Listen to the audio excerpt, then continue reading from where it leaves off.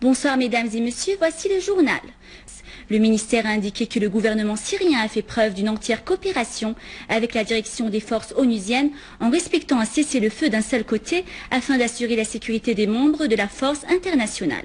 Les autorités syriennes se sont acquittées de leurs responsabilités à cet égard.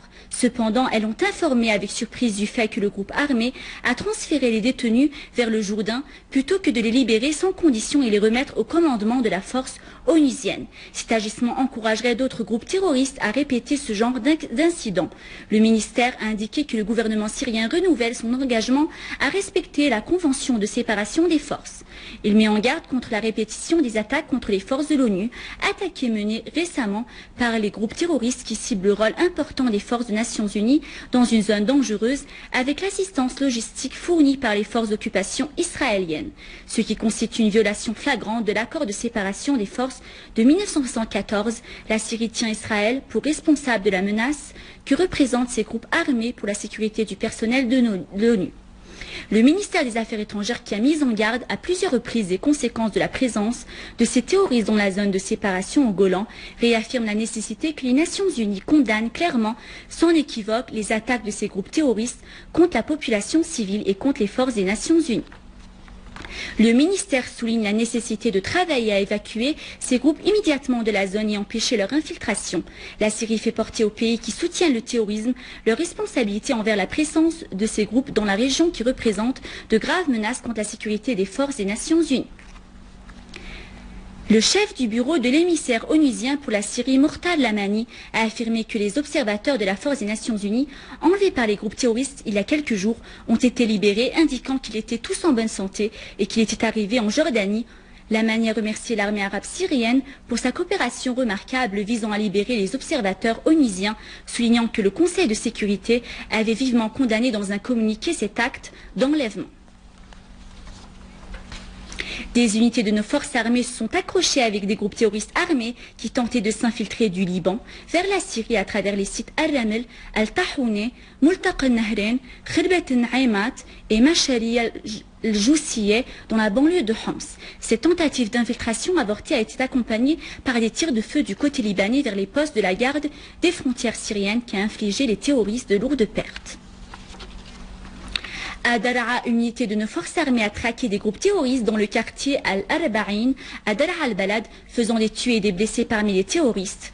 Toujours à Daraa, des unités de l'armée s'étaient accrochées avec des groupes terroristes dans les localités de Hiss, Berajam et Soukariye, leur infligeant de lourdes pertes. À Al-Raqqa, une unité de nos forces armées a détruit 5 véhicules, y compris des terroristes de Jabhat al-Nusra à l'entrée nord de la ville. L'unité a également arrêté un certain nombre de terroristes, dont le terroriste Ali Ahmed Al-Khalaf, dirigeant du soi-disant Katibat Hamad Al-Hallaq.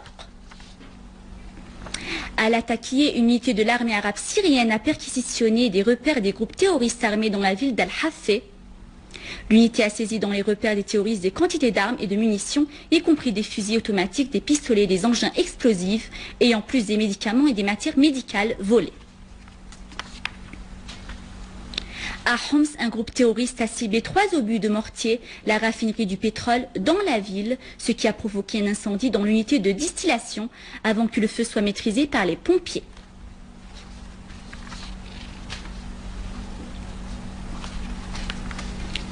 À Alep, les habitants du quartier Al-Hamadaniya ont organisé une marche imposante en signe de soutien à l'armée arabe syrienne et de reconnaissance à ses sacrifices pour l'élimination du terrorisme. Les participants à cette marche ont demandé le départ des groupes terroristes qui terrorisaient les citoyens et sabotaient les biens publics et privés.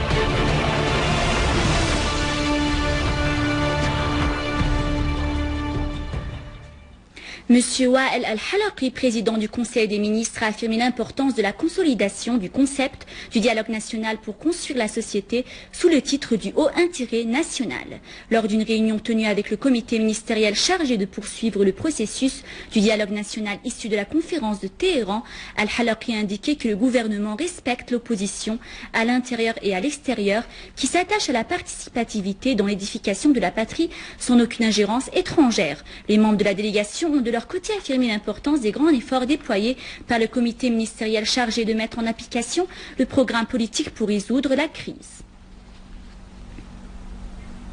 Monsieur Wael Al-Halaqi, président du Conseil des ministres, chef du comité ministériel chargé de suivre l'exécution du programme politique pour résoudre la crise en Syrie, a affirmé le rôle important que jouent les journalistes et les intellectuels dans la consolidation de la culture du dialogue dans la société et l'octroi d'aide au gouvernement pour engager un dialogue démocratique constructif et faire face à l'idéologie terroriste extrémiste.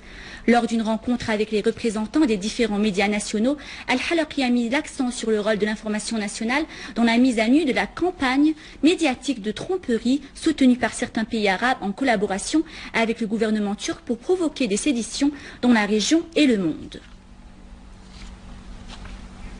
Au Venezuela, le Haut Comité des élections a fixé au 14 avril prochain la date des élections présidentielles pour élire un nouveau président suite au décès du président Hugo Chavez. L'annonce de ces élections est intervenue à l'issue de la réunion du Haut Comité électoral à la demande du président par intérim Nicolás Maduro, qui a de fortes chances de remporter ces élections présidentielles face à Henri Capriles, gouverneur de la région Miranda. À la fin de ce journal, je vous rappelle les principaux titres. Le président Al-Assad promulgue le décret 96 décernant l'ordre de mérite syrien hors classe à l'artiste disparu Yassine Bakrouch. Le comité ministériel chargé de suivre la mise en œuvre du programme politique rencontre les représentants de différents médias nationaux.